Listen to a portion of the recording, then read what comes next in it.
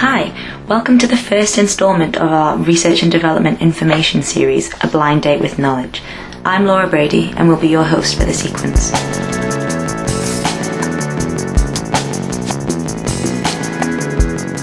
Myself and Pathology R&D Facilitator, Steven Liggett, are going to outline our goals for this project and introduce some of the topics that will be covered by a variety of guests.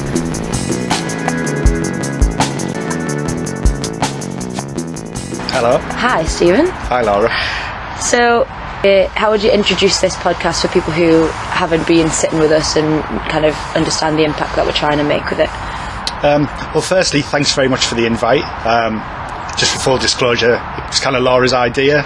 We've been, I guess, discussing ways to get the message of research out there. So we do have quite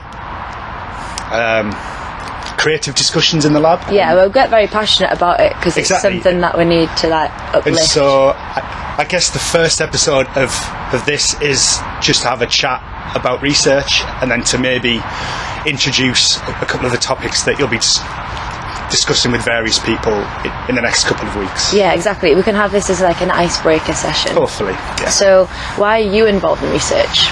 I guess because of my background in chemistry, and I've always worked in the labs. Yeah. Research is just kind of, it's your day-to-day thing, trying to find solutions to questions and things, and then it was just kind of for me, I think my progression into research it kind of just happened. Yeah. Although I think the values of research really do fit mine. Yeah. And so starting research maybe 5 years ago, it's been really, really good. Yeah, so but it is kind of very open-ended, like hence the name Blind Date with Knowledge. So when it can be quite hard to encompass what research is and what it means, because it's like active in so many different veins, and especially in the hospital setting as well. But like you mentioned, those values that are aligned with research. Like, so what would they be? How do they align with yours? I mean, I'm very passionate about the NHS and research in general, and I think my values of kind of teamwork and flexibility and trying to bring people together for the good of the patient. I think sometimes we forget now in kind of the new era of the bottom line of things that we are in the NHS to make a difference to patients, and in my kind of experience in the lab, it was great to find a role that really did seem to me to be making a difference, and to support all of the clinical teams in what they do is a real privilege. Yeah, that's like really aligned with how I found myself there as well, because that was the bottom line being, it's the best option for the patients. If you're trying to give people the best possible care, that you've got to be on the front line of innovation and be finding out what those novel therapies are. And it's very strange that you do find, I think in years gone by, it was quite hard to get into research. You had to go find the roles and to get involved, and so you do find a lot of like-minded people, I guess, in the research department, and that's really, really good. But I guess kind of the motivation for this podcast and for various other things is to kind of widen that net, and maybe people in the hospital who kind of know, I guess, research that goes on.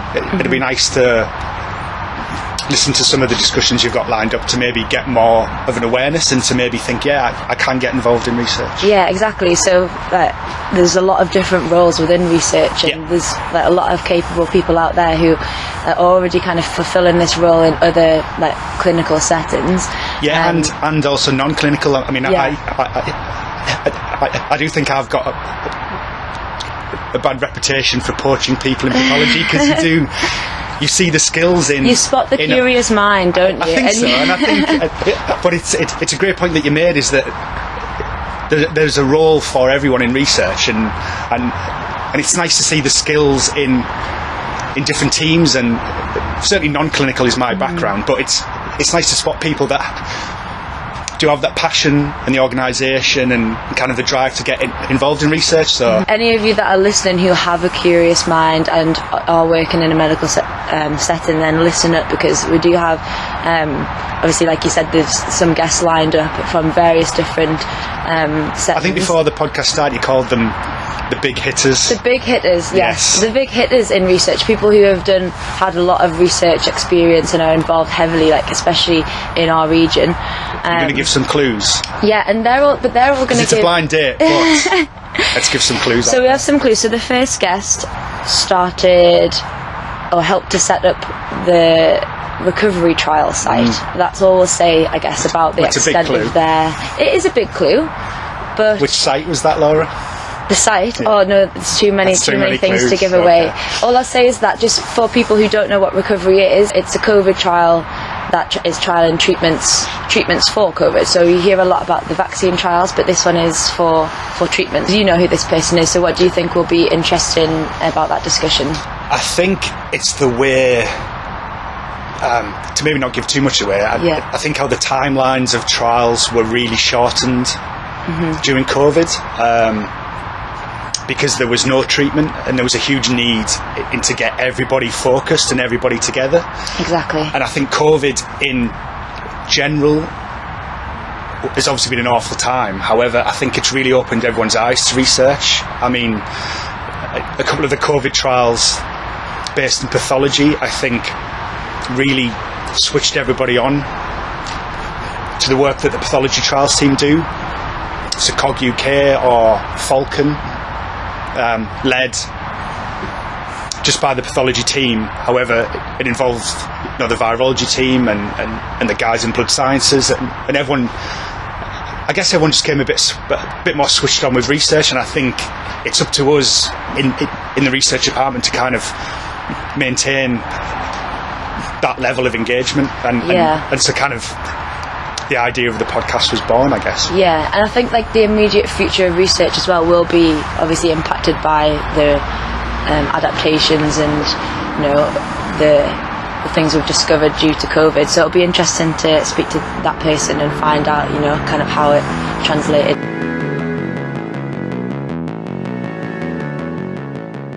Another person that we have is very involved in research, but in industry, education, academia and healthcare. So you know that person? I do. Yeah. There's been a lot of involvement in the last couple of years of trying to get universities on board.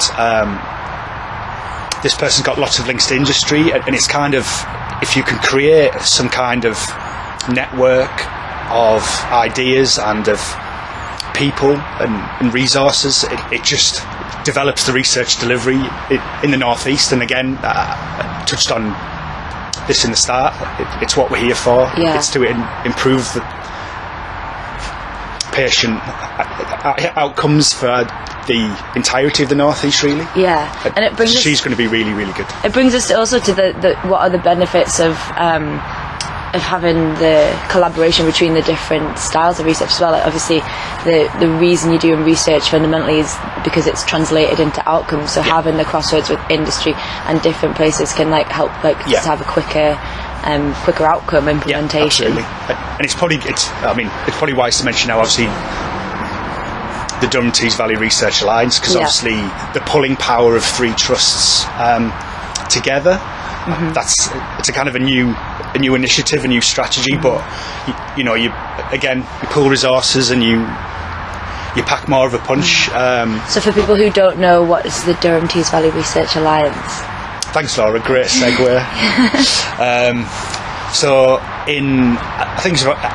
think it was about 3 years ago now, the research and development departments of South Tees, of North Tees and Durham and Darlington merged under kind of one structure. I mean, still 3 separate trusts, but the structure of R&D was a lot more streamlined, and so the idea is it's one point of contact for patients and for sponsors, and staff can kind of mix between sites and kind of form this network of practice, which I think COVID probably put the brakes on a lot of the development. Although if you look at something like the Novavax vaccine trial delivery. Yeah. I'm not sure that could have happened without the 3 trusts on board, and so it's kind of already paid off in that respect. Exactly, that they had that big pool to draw from. Of facilities and of staff, and I think the feedback from the staff was it was just really nice to meet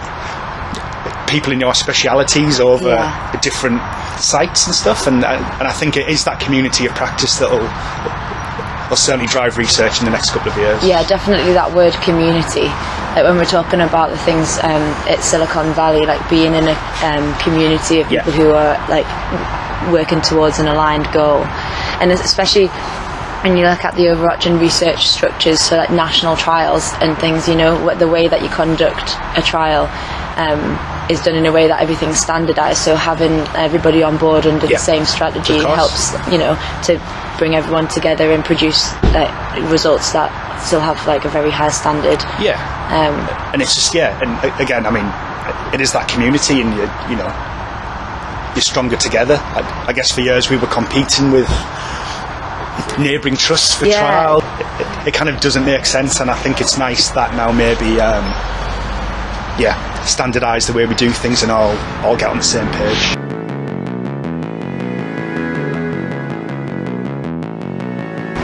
Next mystery.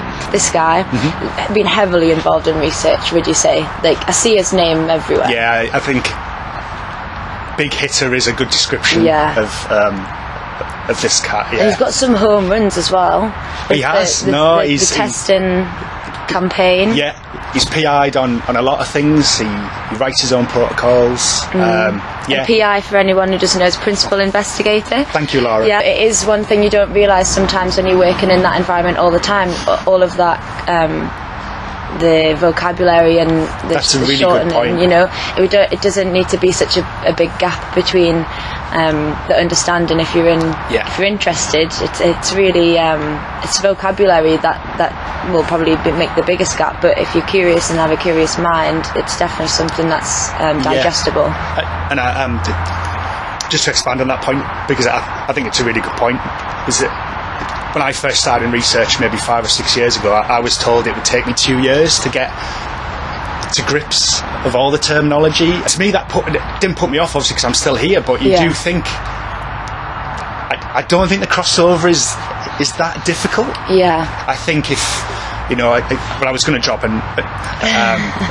some letters in there, but GCP is a good clinical practice. Yeah, GCP, a big one. It's kind of like a 2-3 hour course online, and it does go through a lot of the frameworks in a really very digestible way, and I think that's something we need to focus on, is that is to remove the barriers to research, not just for patients but for staff in the hospital. Exactly, and that would be a good piece of advice for anyone who did want to get interested and involved in research. Like those courses, the GCP courses online, like you can take them before you even involved in research, even as a little taster of, you know, what's involved and how your practice might change, because fundamentally the practice is the same if you're uplifting high standards all the time, but it's the legislation that comes into play. What's the website, Laura?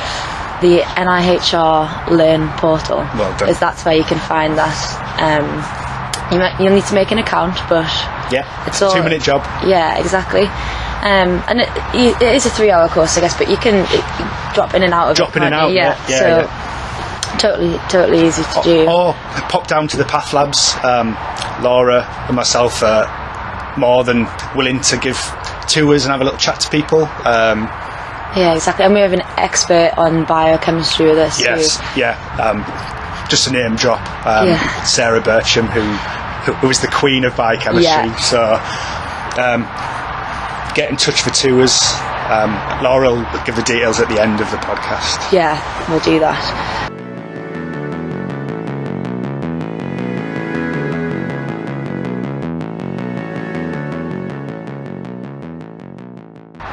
We also have another excellent mystery guest. I will just say this will be a representative from the cancer branch of our trials that we do. Yeah. So, because at South Tees we have the different specialities that trials like come a team under. leader structure. Yeah. So, do you want to run through kind of what they are?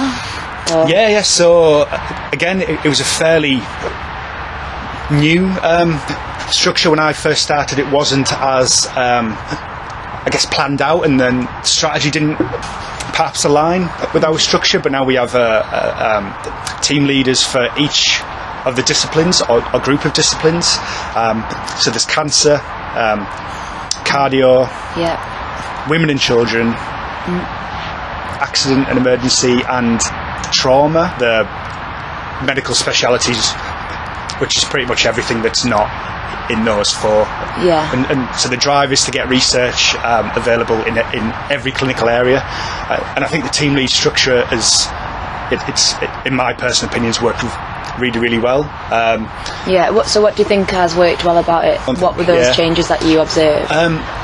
I guess a bit like the theory of the Tees Valley Alliance. It's the point of contact, and everybody knows who to speak to.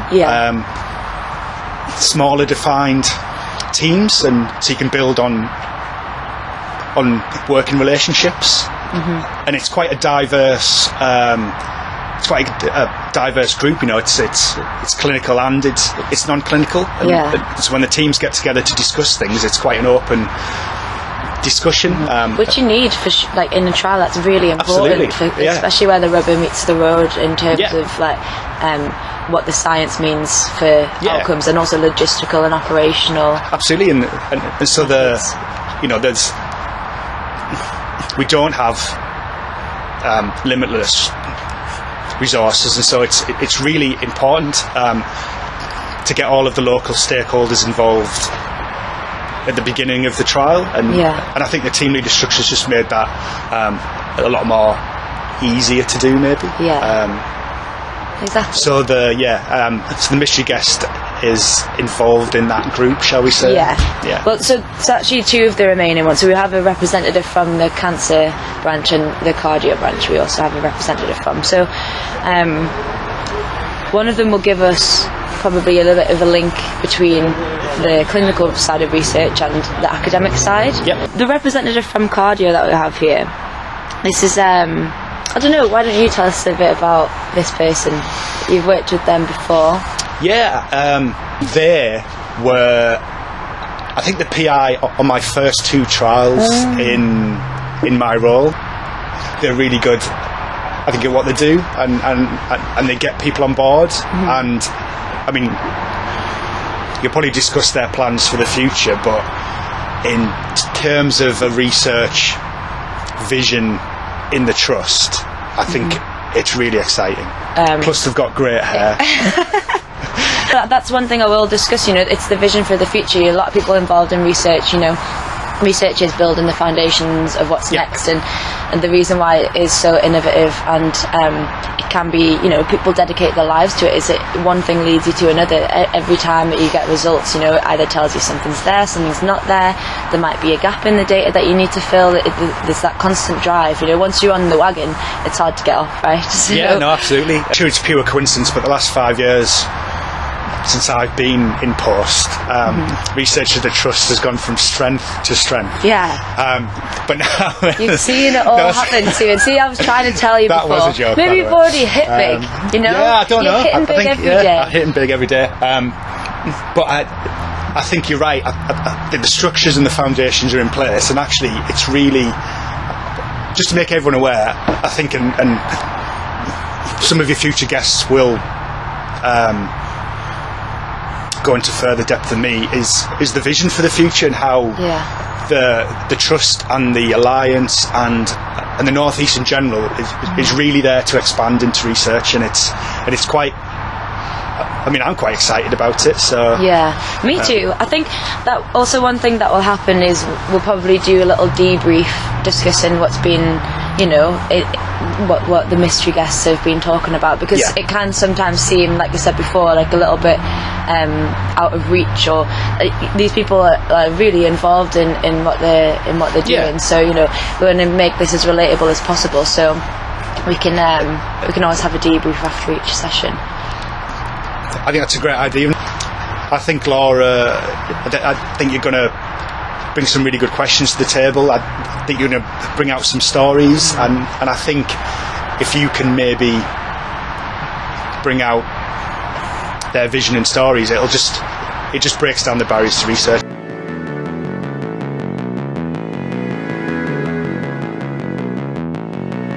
Yeah. So, do you think there's anything that we haven't really covered that it's important to say about I guess motivations to be involved in research? We haven't really touched on I guess the impact for the public and obviously patients get better outcomes, but what about the general area and the families of patients and doctors and nurses? I guess this discussion has not been the most formal, but there's a very important discussion to be had about the health and the problems in the northeast, and I think research is the only way of perhaps not just treating but preventing conditions and illnesses and trends from getting worse. And I would go as far to say that it doesn't really have to be a formal discussion about that. It shouldn't be formal, because it needs to be something that, a discussion that people are having all the time. If there's certain illnesses and disease that is rife and is affecting a lot of people's families and loved ones, it doesn't necessarily have to be a big formal discussion in the sense of from a research perspective. Obviously, you've got all of these people involved in research who are just having those discussions, but for the public, it should be a bit digestible, and it's important to understand that research is in place to give those to show those trends and to look out for local people.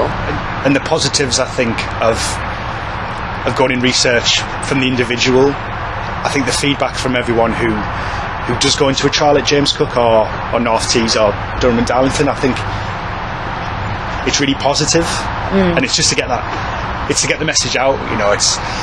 It doesn't have to be complex or scary or difficult. And if you do have a condition or you need treatment, the chances are there's a research study out there for you. So you just and the onus is on us to get that word out, I think. And we do talk a lot about participation and recruitment and how relatable it is to people, because you do get a lot of groups of people who are underserved, but often they're the groups that will most benefit from the outcomes of research. So I think being able to understand what we're doing and getting more people to want to be involved and to do those things is really important. I think we touched on earlier about the diversity of people involved in research, and it's why that diversity really does matter. Do you want to talk about your diversity group and what you're bringing? I guess to the team. It's just to be offering opportunities in a way that people can actually take them up, because you see a lot of I guess you see a lot of opportunities out there, but you don't realise the steps that are necessary for those to be fulfilled. So, for example, a consent form and the way it's written and the way that people read that and the understanding that people have of what's on it. People might see a piece of paper that is really hard to digest. It's got a lot of scientific information on. English might not be a first language. You've got, people who maybe they're thinking really about the illness that they're going through, and they're reading, but they're not taking any information in. There's all of these factors that are included in it, and I think to have research staff who are constantly involved all the time, it can be hard to always pick up on those things. So you need the public sense and the uplift of the reputation of research so that people can trust in what they're taking part in and what they're doing. And I think as our reputation for doing research grows, I think the confidence to push back on the sponsor, a lot of the information is provided by the sponsors. There is a lot of funding there, there's a lot of money there for those trials that want it, so being part of this alliance and having the bigger and spotlight on us will help us to draw that in, and we can benefit from that. Absolutely. And getting in the participation from the very beginning, I guess the experts of delivering information and reading patient information sheets is the delivery staff at hospitals. Yeah. And so I can't we approach the sponsors a bit more and give our expertise and again, it's reducing the barriers. It's what it's it's something very small to us might make the difference to a whole community of people who have not been able to access research. Yeah, exactly. Because I mean, there are pockets of society, and there's sometimes a cultural stigma that is associated with not just participating in research, but just being ill in the first place. So that can often lead to worse outcomes for those groups of people because of that stigma that's attached. And I think there's one guest I know, and maybe a couple of others that might also touch on that topic of how important it is to kind of release that stigma. Yes. But also to, hold PIPs, patient involvement panels. So these are sessions that can be held to disseminate results, also increase awareness of a certain disease that might be researched in the future. And I really think that sponsors could be setting aside a little part of the funding that they put towards the trial to hold these panels, because I think you would see a quicker, higher rate of recruitment, and there would also be a bigger level of trust between people, because you get dedicated people to talk about what's happening from an educative perspective, whereas although we do our best in the hospital setting, in the trial setting, there might not always be that sort of one-to-one time to discuss those topics. And Absolutely. you might not even need a medical professional to talk about it. It's talking about it with people of your own community who live the same way you do, understand the same things you do, and getting the sense of why it is right. You don't just want somebody in a white coat telling you it's right. Exactly. Although we wear white coats and we're often right, but we look really cool in that's not what it's about. It's about understanding for yourself that what it is that's happening. But I think that's really all that we can say. The topic is massive, so we'll just leave it to the big hitters to get it out of the park. I think so. And please don't be put off by this one. If you've managed to get through 30 minutes of this discussion, research is probably for you, I think. So come join the team. For people who are wanting to get involved with research, that if you're already on the precipice and you're listening to this thing and you're engaged and what people are speaking about find interesting, then you need to get in touch with us and find a route into it. We really hope that you're enthused to listen to more, and do get in touch. I think you're going to round up at the end, aren't you? Yeah, of course. We'll check in. We'll drop our details. And I guess the last word for me is just to say thank you to Laura. It was it's really nice when people have an idea and then just go and do it. You've lined up some really, really good people. There's one guest in particular that I'm very jealous you get to speak to. But well, I'm excited to talk to them all. You know how passionate I am about it. But thanks for the thanks, but I wouldn't be able to do it without you. So we're Dream together. team. We're a team. That's it. Team Pathology, team research, team DTVRA, team everything. Mic drop.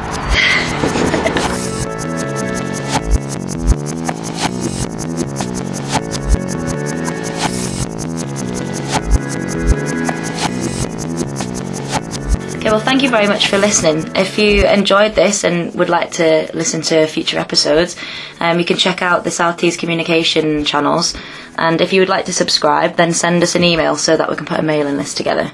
And the final word from me is just to highlight the work of the NHS Stammering Network and the charity Stammer, who have been calling for more representation of stammering voices on platforms like this. If you do want any more information, just use the contact details that have been listed during the show. I know we already outlined the main goals for this podcast, but I hope this also demonstrates that not all discussions have to be so formal. And just to demonstrate further how much fun we had making this, here is a reel of bloopers. I hope you enjoy it.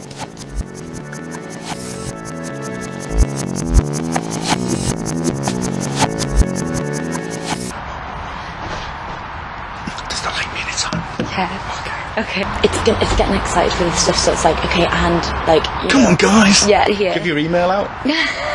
Not right now, maybe on That's the what bottom. people do on podcasts. Yeah, click here to subscribe. Yeah. So this one Just of to check you're not classing me as a big hitter, Laura. No, the bench has got to be worn by someone. Yeah. All we'll say, I guess, about the extent of their... It is a big clue, but... Which site was that, Laura? The site? Yeah. Oh no, there's too many things clues to give away. And on that note...